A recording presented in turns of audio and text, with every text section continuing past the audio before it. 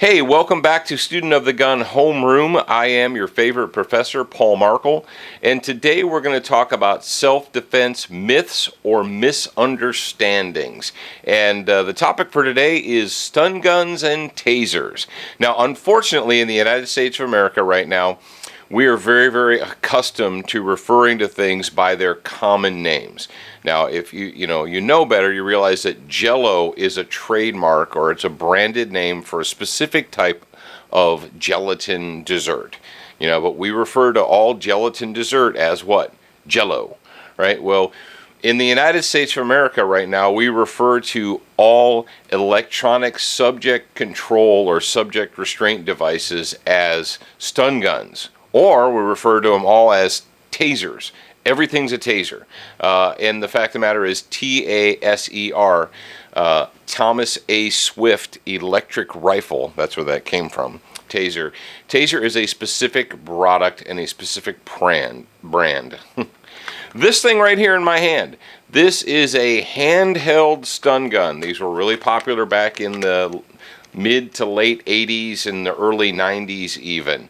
And even when I was a police officer, when I became a police officer back in around 91 or so, cops were still carrying these on their belts.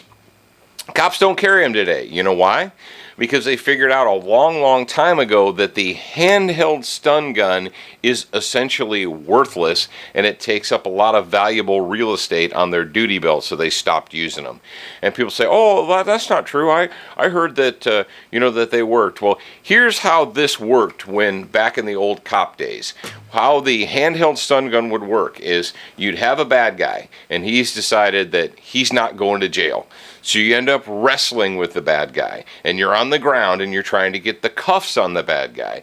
And the bad guy's got his hands up underneath and he's on the ground. You're like, give me your hands, give me your hands.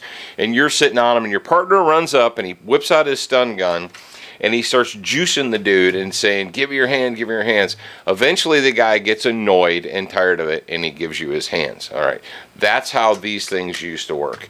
They're not one-on-one, let's duke it out tools. And even when I was a young police officer, the basic training program for the handheld stun gun told you that in order to get maximum compliance or effect from a handheld stun gun, you had to apply it for 4 to 5 seconds continuously.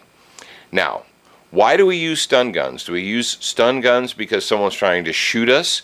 No, we use them for non-lethal or less than lethal confrontations. How many times can a human being punch you in the face, an angry individual? How many times can they punch you in 4 to 5 seconds? Ready? Go. That's a long, long time. And what is the stun gun?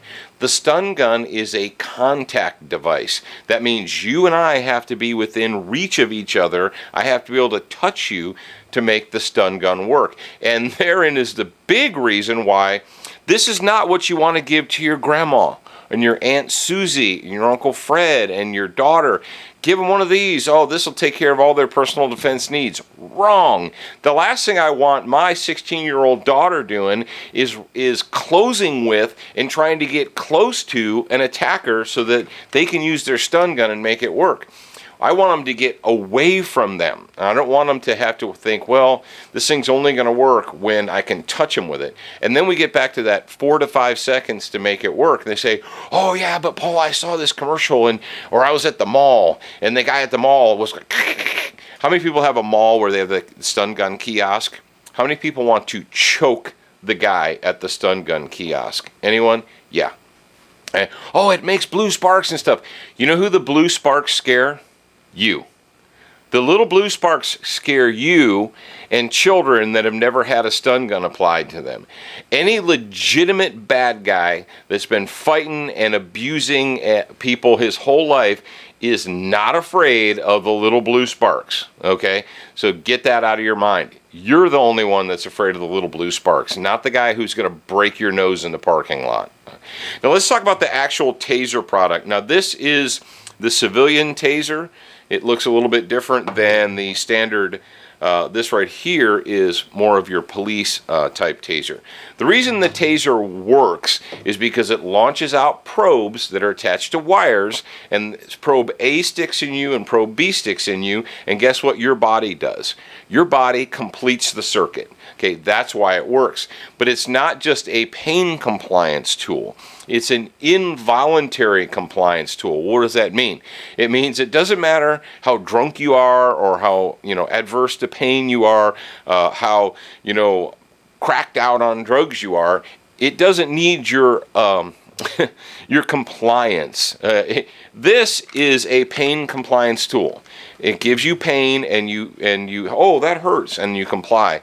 The taser, when the probes go in you, they're affecting your sympathetic nervous system, and it's an involuntary type of compliance. There you go. The contact stun is pain compliance, okay, but the actual probes are involuntary, and hence the difference between an actual taser and a stun gun. Now, actual tasers are relatively expensive. They're not cheap. They do work very, very well. I've had the ride myself when I was a police officer. I had to take the 5-second ride, and they do work. The problem with these is you really only get one shot.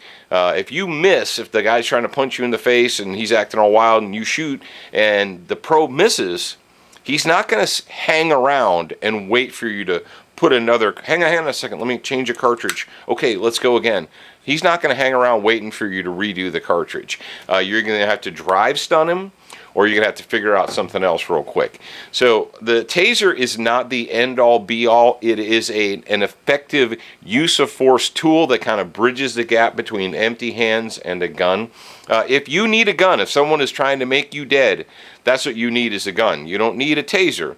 Cops don't taser people that are trying to shoot them down. Okay, that's not how that works. Okay, it's kind of like bringing a knife to a gunfight. So if you need an actual gun, use a gun. If you need an electronic compliance tool, or if you want to use one, understand that the taser is an effective compliance tool, where the stun gun is little more than a toy. And bad guys aren't afraid of little blue sparks. If you take that anything away from this video, remember that the only people afraid of the little blue sparks is you.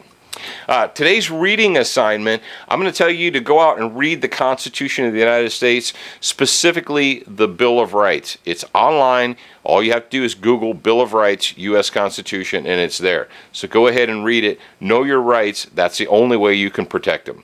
Until next time, check us out at studentofthegun.com.